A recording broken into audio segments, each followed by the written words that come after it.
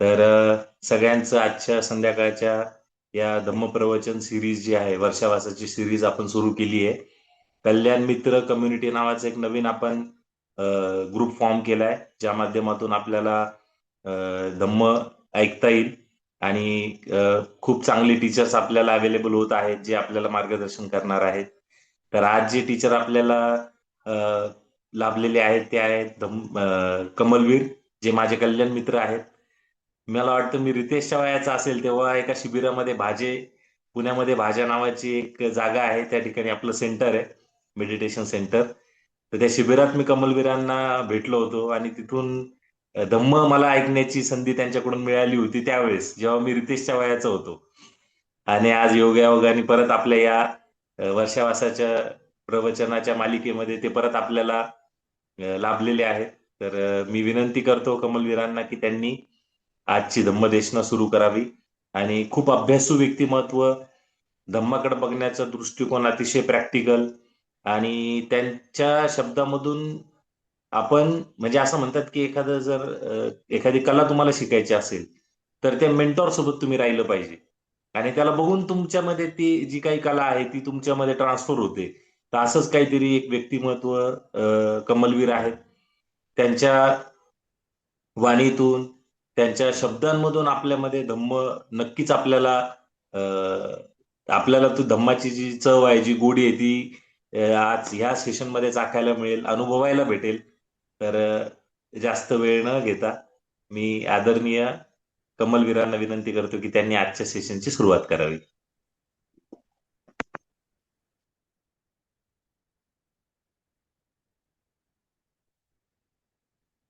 सर्वांचं या ठिकाणी स्वागत आहे. नमो बुद्धाय. माझे मित्र मित्र आहेत, ते माझे लहान असले वयाने तरी ते मित्र आहेत.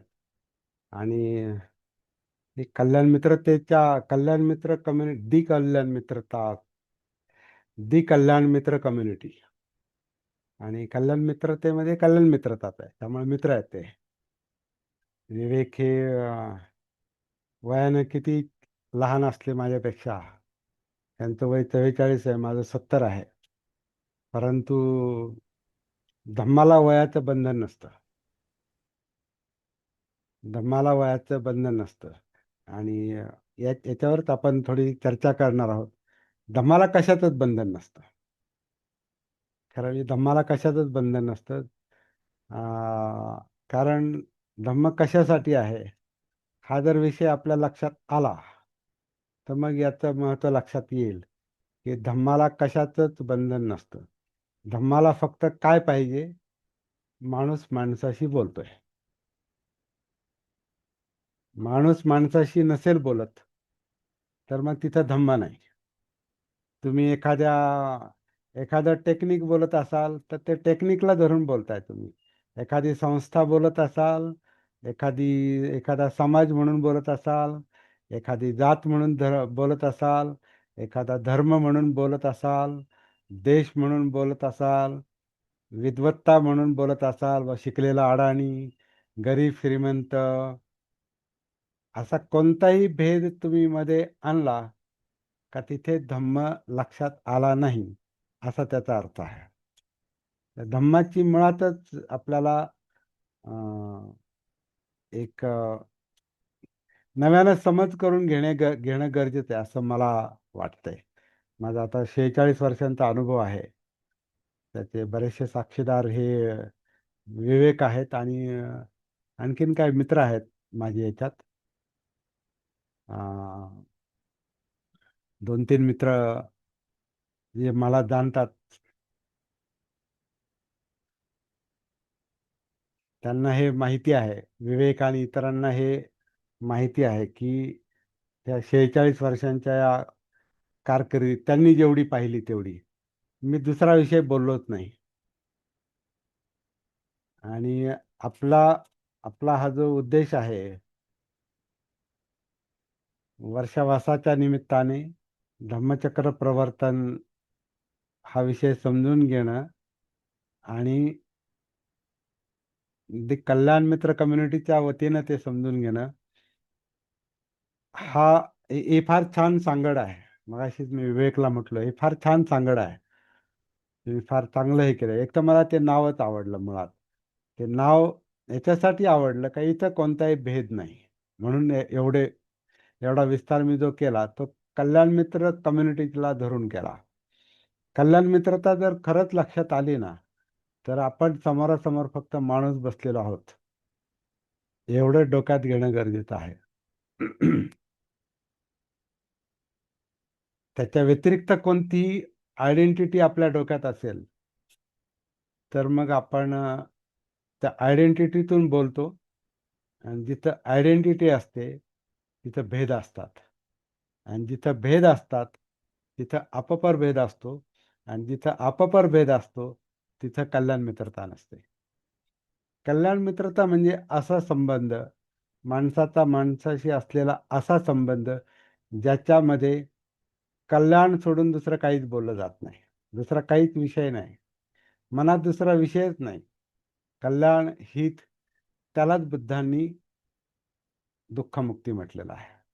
कल्याण म्हणजे काय? दुःखमुक्ती. दुःखमुक्ती हा विषय आपण तेवढ्या काय म्हणतात आत्मीयतेनं अजून त्याच्याकडे पाहत नाही बरेच लोक.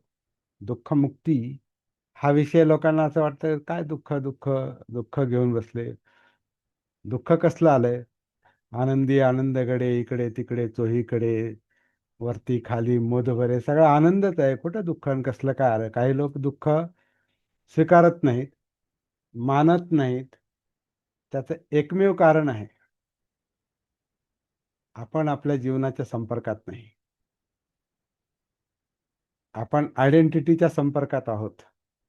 आपण दुसरा कोणता विषय असेल, संस्था असेल, की जसं मगाशी मी बोललो भेदाचे जे विषय आहेत, त्या कोणत्या तरी एका विषयाशी आपण कनेक्टेड आहोत, म्हणजे आपण आपल्यापासून डिस्कनेक्ट आहोत. आणि जर आपण आपल्यापासून डिस्कनेक्ट असू तर मग आपण कोणत्या तरी कल्पनेशी बांधलेले आहोत, आयडेंटिटीशी बांधलेले आहोत, आणि तिथे कल्याण मित्रता राहत नाही. त्यामुळे पहिला विषय आपण आधी हा क्लिअर करून घेऊ की आपल्याला नेमकं काय साध्य करायचं आहे. कल्याण मित्रता, कल्याण हे दुःखमुक्तीसाठी आहे. दुःखमुक्तीसाठी दुःख आहे हे सत्य आधी लक्षात घ्यावं लागतं. सुख नाही असं नाही, आनंद नाही असं नाही, परंतु आनंदाचा आणि सुखाचा प्रॉब्लेम हा आहे का ते टिकून राहत नाही. त्या आनंद आणि सुखाच्या मागे पण आपलं खरं म्हणजे दुःखच दडलेलं असतं. आपण जर स्वतःला प्रश्न विचारला की मला कशाला पाहिजे आनंद सुख, ही धडपड कशासाठी चालली, तर त्याचं उत्तर काय येणार आहे? माझ्याकडे ते नाही. मी आनंदी नाही म्हणून आनंद आनंद पाहिजे मला. मी सुखी नाही म्हणून सुख पाहिजे. जसं आपण आपल्याकडे पैसे नसतील तर आपण पैसे मिळवण्याची धडपड करतो, गरीब असलं तर श्रीमंत होण्याची धडपड करतो. जे आपल्याकडे नाही त्याच्यासाठी धडपड चाललेली असते, नाहीतर मग धडपड करायची काय गरज आहे? म्हणजे आनंद आणि सुख आपल्याकडे नाही म्हणून आपण धडपडतो. मग आनंद आणि सुख नाही म्हणजे काय? मग काहीतरी कमतरता आहे, काहीतरी यातना आहेत, काहीतरी टेन्शन आहे, काहीतरी प्रेशर आहे, एकटेपणा आहे, अस्थिरता आहे, अस्वस्थता आहे, चिंता आहे, भय आहे, नीट झोप येत नाही, काही आजार आहेत. आता बऱ्याचशा आजारांचं मूळ हे मनातच सांगितलं जातं. मेडिकल सायन्स पण म्हणते आता, आणि त्यांनी सिद्धही पण केलं. आपले 99% आजार हे मनाशी संबंधित आहेत. आपलं मन जेवढं दुःखी, मन जेवढं विचलित, ते जेवढं चंचल, ते जेवढं अस्वस्थ, तेवढे त्याच्यातून कुठल्या ना कुठल्या आपल्या शरीरातल्या ग्रंथी स्रावतात. आपल्या स्नायूंवर, आपल्या शरीरातल्या वेगवेगळ्या याच्यावर अवयवांवर त्याचा परिणाम होतो, आणि मग त्याच्यातून आपल्याला वेगवेगळे आजार उद्भवतात. इतकं साधं सोपं मनाचा आणि शरीराचा संबंध आहे. म्हणून मन हे मुख्य आहे. आणि मन का मुख्य आहे? कारण दुःख, जसं सुख मनाला सुख मिळतं, मनाला आनंद मिळतो, तसं मनाला दुःख पण होतं. परंतु दुःख हे सत्य आहे. सत्य का आहे? कारण आनंद आणि सुख टिकून राहत नाही. ज्याने त्याने आपापल्या जीवनातल्या अनुभवातून ते ओळखायचे की आपला आनंद सुख कशातूनही मिळते. ते ध्यानातून का मिळेना, किंवा दुसऱ्या भौतिक गोष्टीतून का मिळेना, पैशातून का मिळेना, मनोरंजनातून मिळेना, कशातूनही मिळणारं सुख त्याच्याकडे पहा. ते काही काळापर्यंत टिकून राहतंय. म्हणजे दुःख सत्य आहे. मग बुद्ध खोटं नाही बोलत. मग दुःख जर सत्य आहे तर मग सत्याला का टाळायचं? तो विषय हातात घ्यावाच लागतो. जो व्यक्ती तो विषय हातात घेईल, दुःखाचा विषय, त्याच्यातून मिळणारा आनंद सुख हे तर परमसुख आहे. निब्बाणं परमं सुखं. निब्बाण म्हणजे दुःखमुक्ती. त्याच्यातून मिळणारं सुख आणि आनंद हे असं सुख आहे, असा आनंद आहे की त्याच्यानंतर तुम्हाला काही धडपड करायची गरजच नाही. म्हणून दुःखाचा विषय हातात घेऊन मिळणारं जे सुख आहे ते परमनंट सुख आहे. परमसुख त्याला म्हटलेलं आहे. तर असा हा धम्माचा विषय आहे. म्हणून मुद्दाम विस्तार याच्यासाठी केला. आपण नंतर धम्मचक्र प्रवर्तनाकडे जाऊ. कारण धम्मच नाही समजला तर मग प्रवर्तन काय लक्षात येणार? मग आपण आणि परत कल्याण मित्र कम्युनिटीमध्ये कल्याण मित्रताच लक्षात नाही आली तर मग आपण बाकीचे विषय पण लक्षात घेऊ शकत नाही. कल्याण म्हणजे दुःखमुक्ती आहे परत. तर असा हा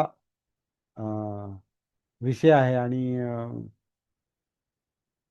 विवेकनं फार छान नाव त्याला दिलेलं आहे, कल्याण मित्र कम्युनिटी आहे. परत आता कम्युनिटी आहे, इथे जेवढे लोक उपस्थित आहेत, मला वाटतं 5 चोक 20 23 एक लोक आहेत साधारण. 5 त्रिक 15 आणि 3 18 लोक आहेत. तर 18 लोकांचे आता 19 झाले. 19 लोकांची कम्युनिटी. असं जर विषय विचार केला, आता 19 समजा 2900 होतील काही दिवसांनी, आणि ही कल्याण मित्र कम्युनिटी बनली. आणि कल्याण मित्र कम्युनिटी एकमेकांच्या कल्याणाचा विचार करते, माणूस म्हणून, कुठल्या आयडेंटिटीतून नाही, कुठल्याच आयडेंटिटीतून नाही, माणूस म्हणून जर ती खरोखर एकमेकांचा विचार करत असेल तर मग किती कल्याण होईल. हा असाच समाज बुद्धांना अभिप्रेत होता. म्हणून कल्याण मित्रता संपूर्ण धम्म म्हटलेला आहे. कल्याण मित्रता समजले तर धम्म शिकायची गरजच नाही. कारण त्याच्यात धम्म येतोच आहे, तोच धम्म आहे. कल्याण मित्रता संपूर्ण धम्म आहे. बुद्धांचे जवळपास 25 30 40 वर्षे त्यांच्या सोबत राहणारे आनंद, आणि त्यांचे ते भाऊ पण होते, चुलत भाऊ. तर ते एकदा बुद्धांना म्हणाले, मला असं वाटतं कल्याण मित्रता हा अर्धा धर्म आहे, अर्धा धम्म आहे. तर ते म्हणाले, आनंदा असं असं म्हणू नको. कल्याण मित्रता अर्धा धम्म नाही, कल्याण मित्रता हा संपूर्ण धम्म आहे. कारण कल्याण कळालं, हित कळालं, दुःखमुक्ती कळाली, जीवनात दुसरं काय पाहिजे? जीवनामध्ये दुसरं काय पाहिजे? सगळे मनुष्य मात्र, सगळे प्राणी मात्र अणु थोलंग असं म्हटलेलं आहे. म्हणजे एकदम एक पेशीय अॅमोबा घ्या, नाहीतर डायनोसॉर घ्या. आता तो तर दिसत नाही, परंतु असं म्हटलं डायनोसॉर हा फार महाकाय प्राणी होता, तर त्याला तेच दुःख होतं जे अमिबाला होत असतं. किंवा माणसाला घ्या, कोणताही माणूस घ्या, दुःख सोबतच आहे. आणि त्याच्यातून मुक्त होण्यासाठी प्रत्येक जण धडपडतो. दुःखमुक्ती ही आपली गरज आहे. आणि ती गरज कशी पूर्ण करायची त्याच्यात माझ्या दृष्टीने दोन मार्ग आहेत.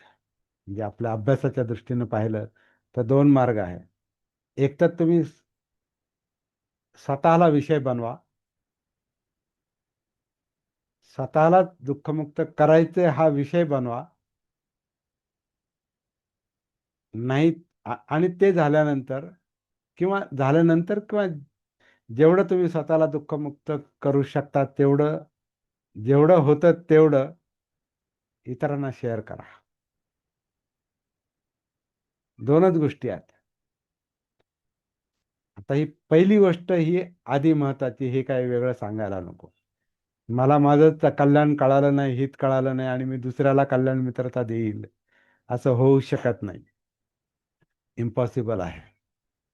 कल्याण मित्रता तोच देऊ शकतो, शेअर करू शकतो, ज्याला ते समजलेलं आहे, ज्याला कल्याण कळालेलं आहे, म्हणजे दुःखमुक्ती कळालेली आहे, निब्बाण कळालेला आहे.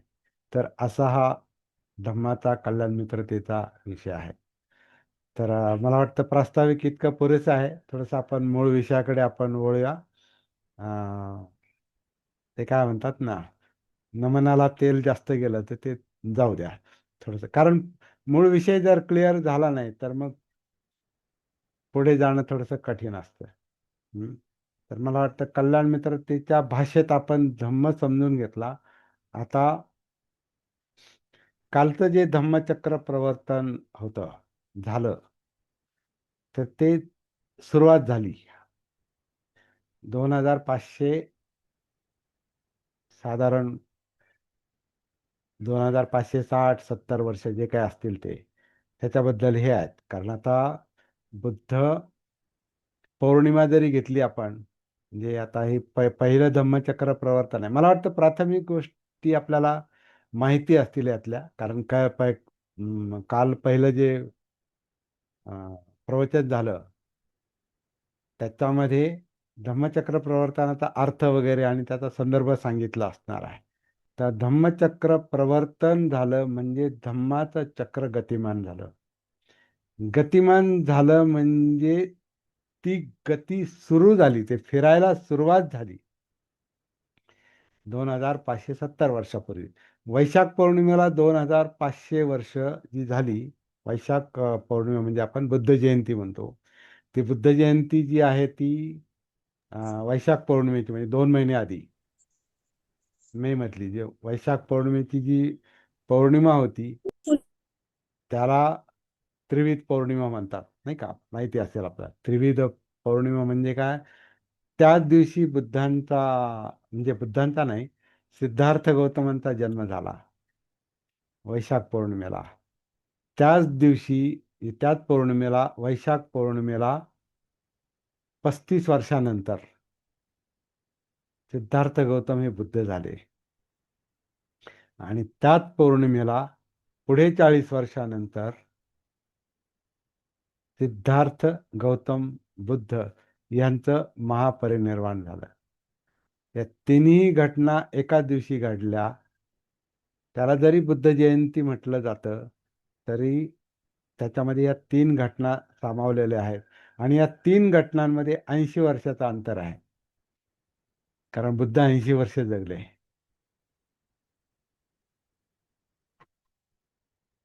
त्यामुळं हे जे 2 महिन्यानंतर जे धम्मचक्र प्रवर्तन झालं ते 2500 वर्षापूर्वी, 60-70 काय असेल त्या वर्षी झालेलं आहे.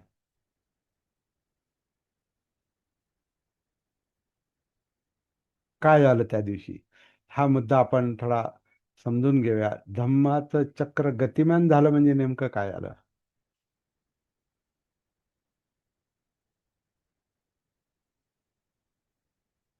धम्म याचा दुसरा अर्थ मनोधम्म असा होतो. मनात जे जे काय आहे त्याला मनोधम्म म्हटलेलं आहे. धम्म म्हणजे मनोधम्म. आणि मन काय आहे, हे सांगणं कठीण आहे. मनाचं लोकेशन, मनाचे गुणधर्म आपण पटकन, शरीर जसं दाखवतं तसं मन नाही दाखवता येत. मन हे ओळखायचं असतं, मन हे जाणायचं असतं, आणि हे जाणणं जे आहे ते जागृतीच्या आधारे आहे. बुद्धांना आपण सम्मा संबुद्ध म्हणजे संपूर्ण जागृत म्हणतो. म्हणजे ते संपूर्ण जागृत होते. त्या जागृतीमुळे त्यांना धम्म समजला. म्हणजे काय समजलं नेमकं? धम्म समजला म्हणजे काय समजलं? तर सोप्या भाषेत त्यांना जीवन समजलं, हे जगणं समजलं, हे असणं समजणं, अस्तित्व, हे असणं, आपलं जगणं, ही काया, यातला जिवंतपणा, यातल्या यातना, यातल्या भावना, चित्त, यातले विचार, हे जे मनोधम्म आहेत, इंद्रिय, डोळे, कान, नाक, जीभ, त्वचा, सुख दुःख, ह्या सगळ्या गोष्टी त्यांना ज्या जागृतीच्या प्रकाशामध्ये दिसलेल्या आहेत,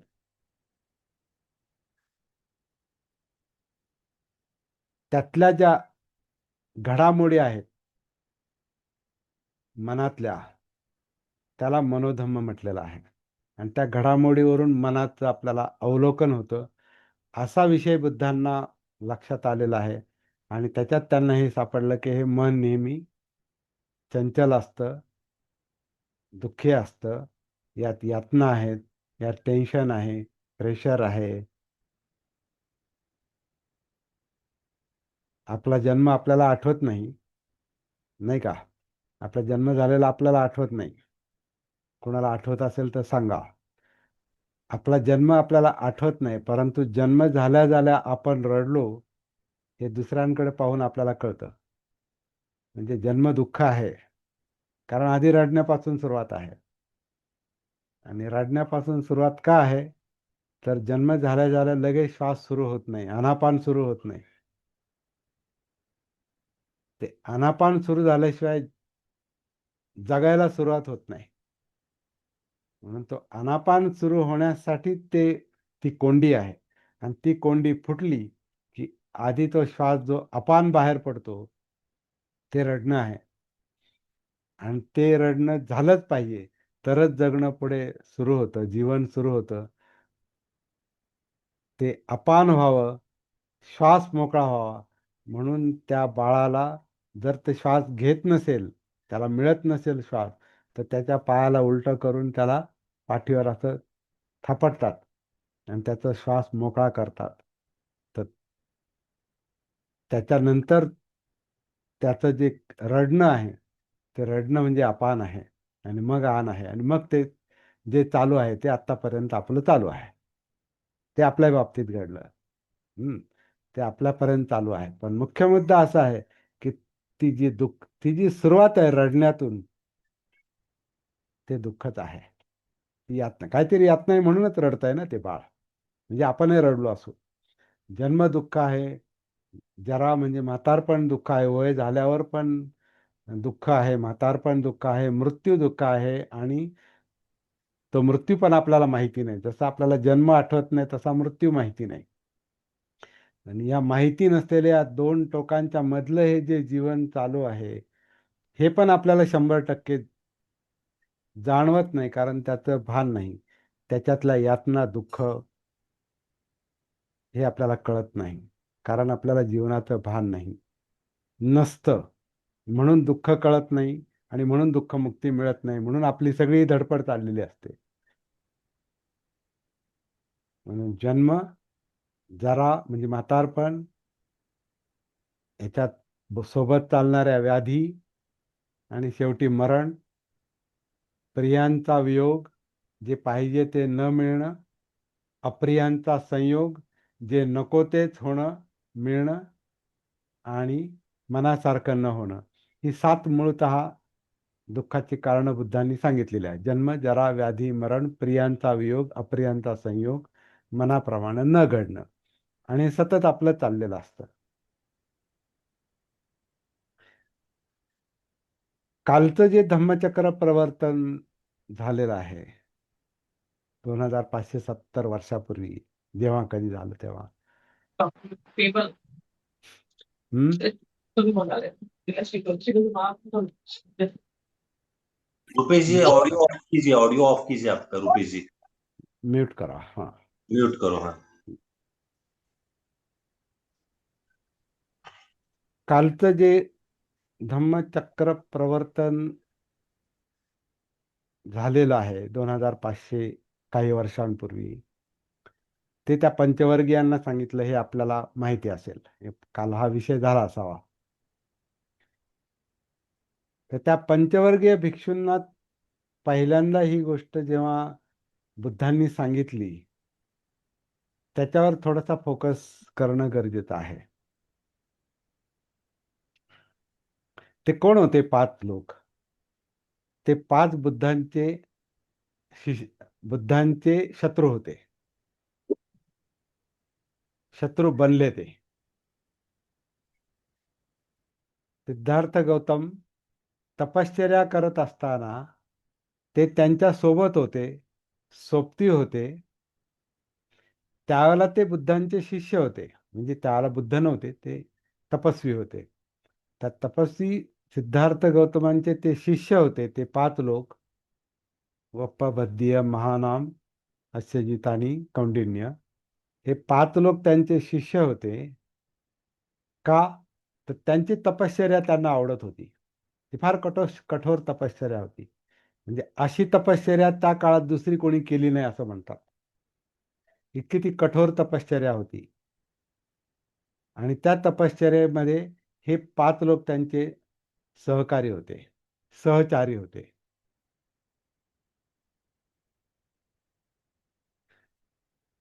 ती तपश्चर्या या टोकाला गेली की शेवटी सिद्धार्थ गौतम घेरी येऊन पडले, चक्कर येऊन पडले, मूर्छित होऊन पडले. आणि मग सुजातानी त्यांना ते जे अन्न दिलं, ते अन्न झाल्यामुळे ते अनकॉन्शियसचे कॉन्शियस झाले. आधुनिक भाषेत बोलायचं झालं तर जे बेशुद्ध अवस्था होती ते शुद्धीवर आले. शुद्धीवर आल्यावर त्यांनी मागच्या सगळ्या वर्षांचं त्यांनी अवलोकन केलं की ज्या हेतूनं मी जगलो आणि ज्या हेतूनं मी राज्य सोडलं, कपिलवस्तू सोडली, ती दुःखमुक्ती ही एवढ्या तपश्चर्या आणि एवढी ध्यान साधना करून ती मिळालीच नाही.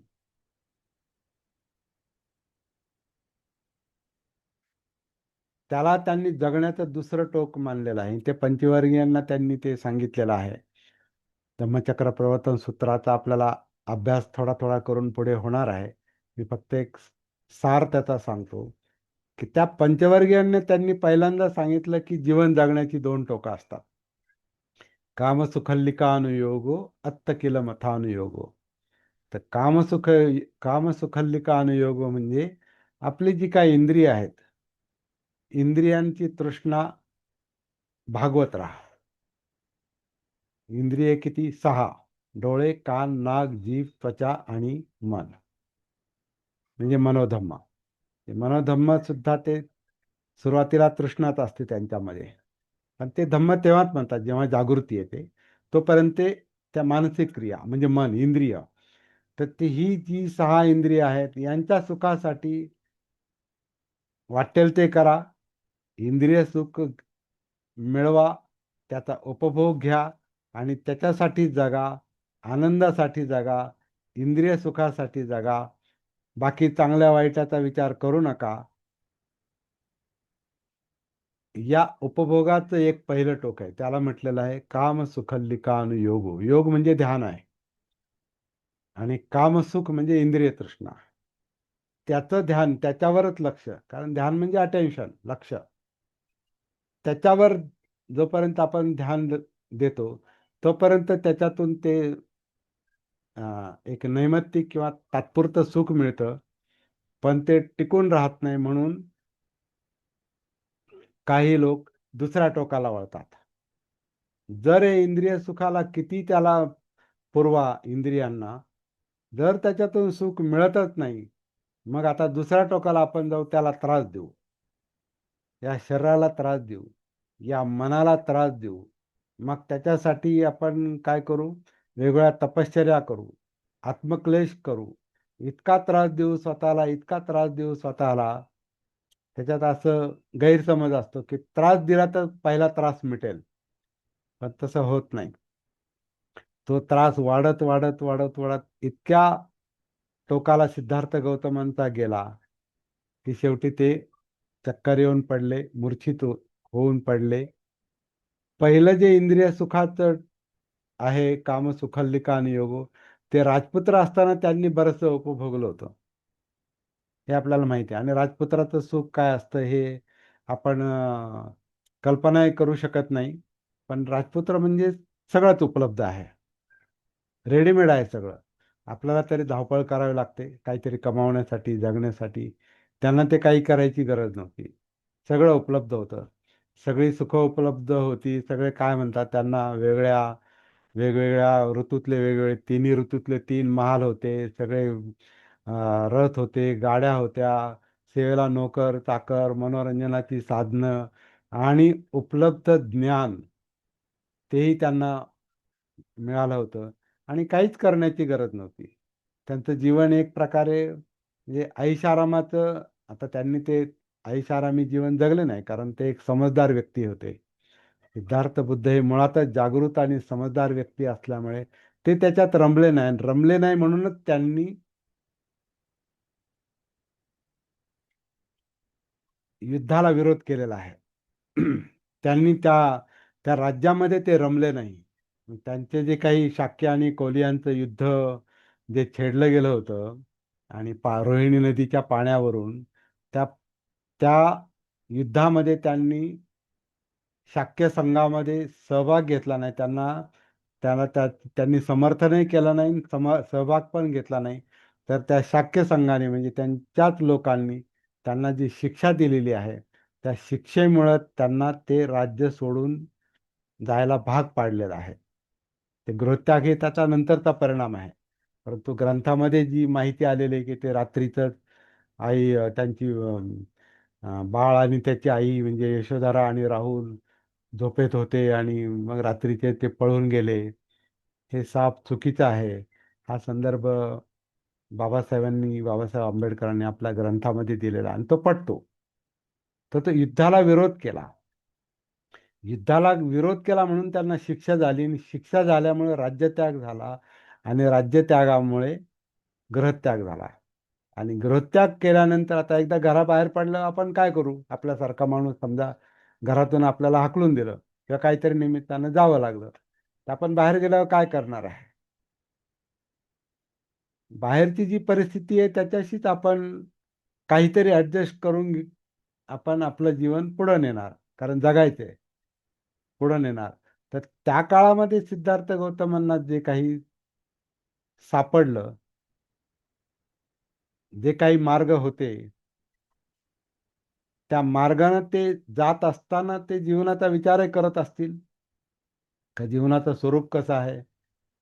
तर त्यांना जे लगेचच दुसरा जो मार्ग त्यांनी पत्करला, ती परिस्थिती तशी होती, कारण त्याला फॉरेस्ट कल्चर होती, जंगल संस्कृती होती. आणि जंगल संस्कृती असल्यामुळे म्हणजे आजच्यासारखी सिव्हिलाइज कल्चर नव्हती ती, सुधारित किंवा प्रगत संस्कृती नव्हती. ती फॉरेस्ट कल्चर होती, जंगली कल्चर होती. आणि त्या संस्कृतीमध्ये अनेक लोक गृहत्याग करून हा जो दुःखाचा त्रास आहे, यातनांचा त्रास आहे, हे कमी करण्यासाठी ते दुसऱ्या टोकाला जायचा प्रयत्न करत होते. त्यांच्यात सिद्धार्थ गौतम मिसळले, आणि मग त्यांनी तो मार्ग पत्करून त्या काळात प्रचलित असलेल्या अनेक तपश्चर्या त्यांनी केल्या, अनेक ध्यानसाधना त्यांनी केल्या, अनेक गुरु त्यांना मिळाले, जसं भृगु ऋषी आहे किंवा प्रसिद्ध प्रसिद्ध जी 2 नावं आहेत, आलार काला, मुद्दक रामपुत्र, आणखीन बरेच असतील. सगळ्याच गोष्टी आपल्या समोर आल्या नाहीत. जेवढ्या ग्रंथात आहेत तेवढ्याच आपल्या समोर आहेत, आणि ग्रंथ काही परिपूर्ण नाही आहेत. ते नंतर लिहिले गेलेले 200, 300, 500 वर्षांनी काय लिहिले ते. परंतु त्यांना अनेक गुरु जे भेटले त्यांच्याकडून त्यांनी सगळ्या तपश्चर्या करून पाहायला मिळालेल्या, ध्यान साधना करून पाहिल्या. शेवटी त्याच्यात अपयश आलं. ते मूर्छित होऊन पडले. सुजाताचं आणणं, कॉन्शियस होणं, जाग येणं, भानावर येणं, आणि मग विचार केला की जीवनाची ही जी दोन टोकं आहेत, ही दोन्ही टोकं काही कामाची नाहीत. कामसुखल्लिका योग, कामसुखल्लिकानुयोगो, आणि दुसरं टोक जे आहे ते अत्त किल मथानुयोगो, म्हणजे आत्मक्लेशाचं ध्यान. योग म्हणजे ध्यान, योग म्हणजे युनियन, आपण त्याच्याशी एकरूप होतो, त्याला योग म्हणतो आपण. तर हे आत्मक्लेशामध्ये त्यांचं मन मग्न झालं. आधी ते कामसुखामध्ये मग्न होतं, आणि ह्याच्यामध्ये दोन्ही टोकामध्ये दुःख, यातना, टेन्शन, प्रेशर, अस्वस्थता, भीती, कामछंद, द्वेष, जडत्व, काय असेल ते सगळ्याचे जे काही मनोविकृती जेवढ्या काही होत्या, ह्या दोन्ही टोकाला तशाच होत्या, टिकूनच होत्या. आणि जेव्हा ते कॉन्शियस होतात, जागृत होतात, तेव्हा त्यांच्या लक्षात जे येतं, त्याचं निमित्त जे घडलेलं आहे लक्षात येण्याचं, ते म्हणजे ह्या अस्तित्वाचं भान आलेलं आहे, जगण्याचं भान आलेलं आहे, आणि त्याला त्यांनी सती म्हटलेलं आहे, जागृती. आणि ही जागृती आल्यानंतर मग त्यांना जी पहिली समज आली की दोन टोकं जी आहे जीवनाची, हे दोन्हीकडे दुःख आहे, म्हणजे एकूणात हे जीवन हे दुःख आहे. म्हणजे सामान्य जीवन हे दुःख आहे, हे सत्य आहे, हे त्यांच्या लक्षात आल्यानंतर मग दुःखमुक्तीकडे त्यांचं मन वळालेलं असणार आहे. पण आधी प्रश्न निर्माण झाला असेल की दुःख म्हणजे काय, दुःख का होतं. आपणही स्वतःला प्रश्न विचारला पाहिजे की का का असं होतं. सगळं, कधी कधी सगळं उपलब्ध असतं, काही नसतं. आता सुद्धा आपण बसल्या बसल्या, आता आपल्याला काय काम आहे, काहीच काम नाही. मला बोलायचंय, तुम्हाला ऐकायचंय, आणि काय चाललंय त्याच्यावर चिंतन करायचंय. तरी पण एक प्रकारची अस्वस्थता असणार आहे, तरी पण एक प्रकारची एक चंचलता असणार आहे, तरी पण एक प्रकार असं असणार आहे, अरे कधी संपणार आहे, आणि हे काय विषय चाललाय, आणि कशासाठी हे चाललंय एवढं, म्हणजे अस्वस्थता आहे. एका बाजूला पटतं पण नको पण वाटतं. कारण दुःख हा अप्रिय विषय आहे, हा का आवडणारा विषय नाही. जसा आपल्याला आपला आजार आवडत नाही, पण तरी त्याच्यातून मोकळं होण्यासाठी आपण डॉक्टरकडे जातो. जे आवडत नाही ते घेऊन आपण डॉक्टरकडे जातो. म्हणजे एका बाजूला आवडत पण नाही, आणि दुसऱ्या बाजूला त्याच्यातून सुटका करून घेण्यासाठी डॉक्टर पण कडे जातो. म्हणजे डॉक्टरचा आधार घेतो, आणि आजारातून सुटका करून घेतो, आणि आजार आवडत नाही, आजाराने डिस्टर्ब होतं. तसा हा दुःखाचा विषय आहे. आता ह्याच्यातून सुटायचं असेल, दुःखमुक्ती पाहिजे असेल, निब्बाण पाहिजे असेल, तर आता काय करायचं, कुठे जाणार, कोण आहे वाचवायला, वाचवायला कोणीही नाही. एकच गोष्ट वाचू शकते, भानावर येणं, सतीमध्ये येणं, जागृत होणं. आणि ती जागृती हा त्यांच्या बुद्धत्वाचा एक आधार बनलेला आहे. याच्यावर आपण नंतर बोलणार आहोत. सध्या आपल्याला एवढंच लक्षात घ्यायचंय, ते जे बुद्ध झाले, ते जे जागृत झाले, सम्मा संबुद्ध म्हणजे संपूर्ण जागृत झाले. जागृत झाल्यामुळे त्यांना जीवन समजलं, कायेच्या पातळीवर, जाणीवांच्या म्हणजे वेदनांच्या फिलिंगच्या पातळीवर, इमोशन्सच्या पातळीवर म्हणजे चित्ताच्या पातळीवर, धम्माच्या म्हणजे मनोधम्मांच्या पातळीवर, जागृतीच्या आधारे जे काही जीवन त्यांना समजलेलं आहे, त्याच्यात तो दुःखाचा प्रश्न त्यांना समजलेला आहे. हा, हे दुःख आहे, आणि याचं हे असं असं कारण आहे, आणि याचं निवारण असं असं होऊ शकतं, आणि याचा हा हा उपाय आहे. हे जे चार सत्य म्हटलेलं आहे, हे चार सत्य त्यांनी त्या पंचवर्गीयांना एक एक करून सांगितलेलं आहे. पाचही लोकांना एकदाच सांगितलं नाही, कारण पाच लोकांचे पाच प्रॉब्लेम होते, आणि पुन्हा यांनी तपश्चर्या सोडली म्हणून ते शत्रू पण बनले होते. तर त्या पाच वर्गीयांना पंचवर्गीयांना त्यांनी जे पहिलं हे दिलेलं आहे, तर विरोधकांना जणू काय धम्म सांगितलं आहे. ही फार आश्चर्यकारक गोष्ट आहे. जे ऐकायला तयार नाही त्यांना ऐकायला त्यांनी भाग पाडलेला आहे. पण कसं पाडलं, काय केलं असेल? कल्याण मित्रता.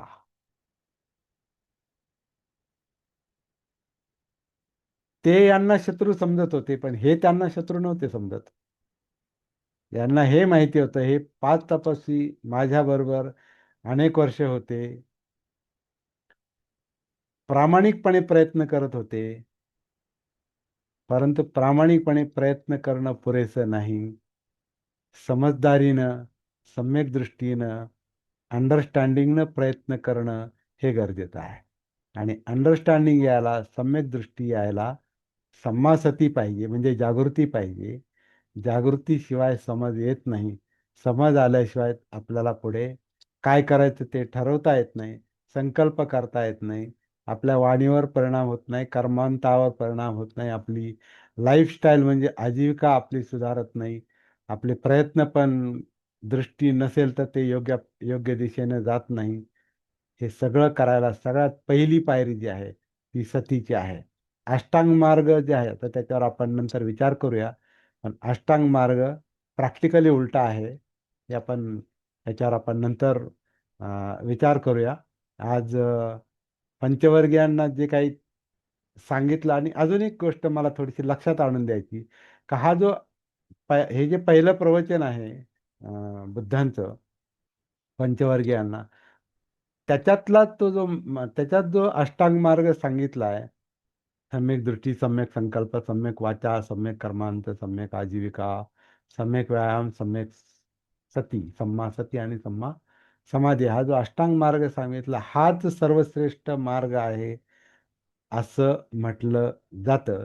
याच्यावर पुनर्विचार पण करण्याची गरज आहे, कारण तसं लिहिलंय म्हणून आपण म्हणतो. पण पण एवढा अवघड मार्ग ते किसा गौतमीला कसं काय सांगतील, अंगुलीमालाला कसं काय सांगतील, त्या दुसरे जे सामान्य लोक आहेत त्यांना कसं काय सांगतील हा अवघड मार्ग म्हणून हा श्रेष्ठ आहे? तर श्रेष्ठ कनिष्ठ असा काही नाही. जे पंचवर्गीय भिक्षू होते ते आधी तपस्वी होते, ते त्या मार्गावर होते, म्हणून त्यांना ही भाषा समजली, म्हणून पहिलं प्रवचन हे आहे. परंतु हेच सर्वश्रेष्ठ आहे, बाकीचं नाही, असं काही आपल्याला गैरसमज करून घेण्याची आवश्यकता नाही असं मला वाटतं.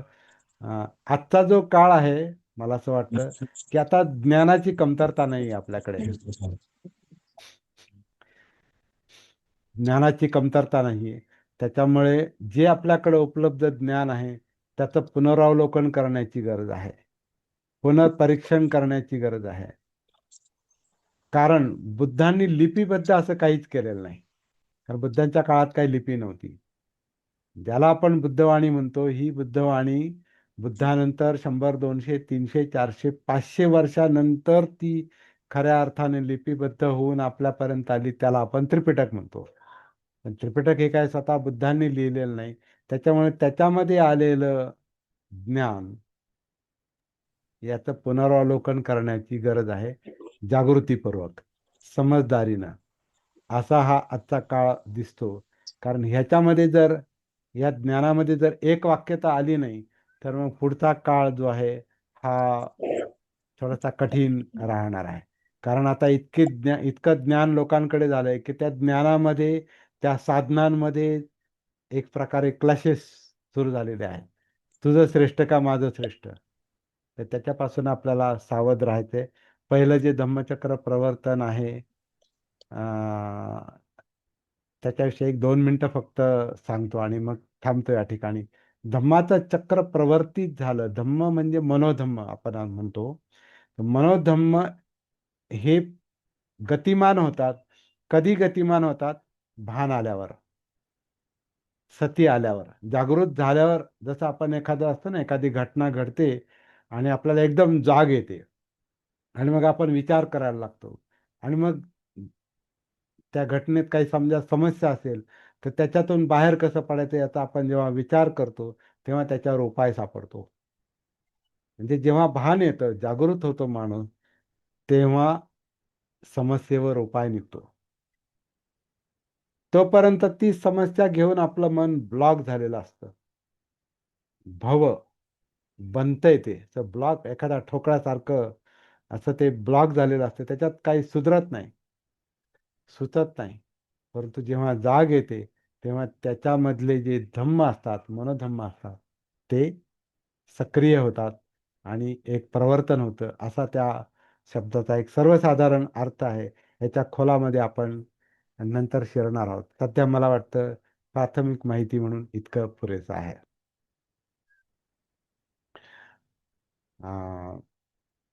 हे ब्लॉक, स्क्रीन ब्लॉक झाला. Zoom is not responding. हा, नाही काही हरकत नाही कमलवीर, तुम्ही बोलू हा. शकता, आवाज येतोय तुमचा. ओके, नाही माझा विषय मी आता हे केलाय, म्हणजे मी थांबतो आता. मला जेवढं प्राथमिक गोष्टी, धम्मचक्र प्रवर्तन आणि कल्याण मित्रता, हे 2 विषय माझ्या डोक्यात होते, त्याची प्राथमिक माहिती मी दिलेली आहे. त्याच्यावर पुढचं जे काय आहे ते तुम्ही ठरवा. काही चर्चा करायची असेल हो हो. की तर एक मिनिट हा. रेडमी ज्यांचा फोन आहे ना, ऑफ ठेवा मायक्रोफोन. तुम्ही कंटिन्यू ऑन ऑफ करताय ना, तेवढं डिस्टर्ब होतं ते. तर साधू साधू साधू, थँक्यू कमलवीर. खूप धन्यवाद. सुंदर तुम्ही आज धम्म शेअर केलेला आहे आणि मला पर्सनली खूप आवडलं. म्हणजे जे जे एक एक शब्द तुम्ही बोलत होता ते पूर्ण लक्षपूर्वक मी ऐकत होतो. तर थँक्यू व्हेरी मच. आणि आपण आता इथून पुढे एक क्वेश्चन आन्सर सेशन घेऊयात. ज्यांना काही प्रश्न विचारायचे आहेत ते विचारू शकता. फक्त त्यापूर्वी आजचं सेशन कसं वाटलं ते कोणाला, या ज्यांनी जॉईन केले त्यांच्यापैकी कोणाला बोलायचं असेल तर बोलू शकता. प्रतिक्रिया. एक रितेश. एक मुद्दा मी बोलतो. हा भवचक्र दाखवताना मी जे हात एकमेकाला हे केलं तर ते भव झालंय, ते बनलंय ते, आणि ते काय सुटे ना बघा. तिथं सुद्धा एक काही हरकत नाही. ओके. त्याला camera zoom in zoom out केल्यामुळे झालंय ते हा. कमलवीर. अच्छा अच्छा. ओके. कुणी? तर रितेश, काय तुझं प्रतिक्रिया आहे, सांग कसं वाटलं आजचं सेशन. आजचं सेशन एकदम छान होतं आणि आवाज आवाज येत नाही माईक रितेश. माईक ओपन करा. माईक. माईक ओपन केलाय, बोल आता. आवाज हा, येतो. येतोय. हा. आज सगळे आले, खूप लोक आल्यामुळे एकदम वातावरण मस्त वाटतं. एकदम छान चालू आहे क्लास आणि असंच हे चांगला क्लास चालू आहे आणि लोक अजून वाढले तर एकदम आनंदी होईल अजून वातावरण. ओके. थँक्यू. अजून कोणाला बोलायचंय, मत व्यक्त करायचंय? ठीक आहे. आणि क्वेश्चन आन्सर साठी आपण जाऊ शकतो. 1 मिनिट हा कमलवीर, फक्त 1 मिनिट द्या हो मला. हो हो. Stop.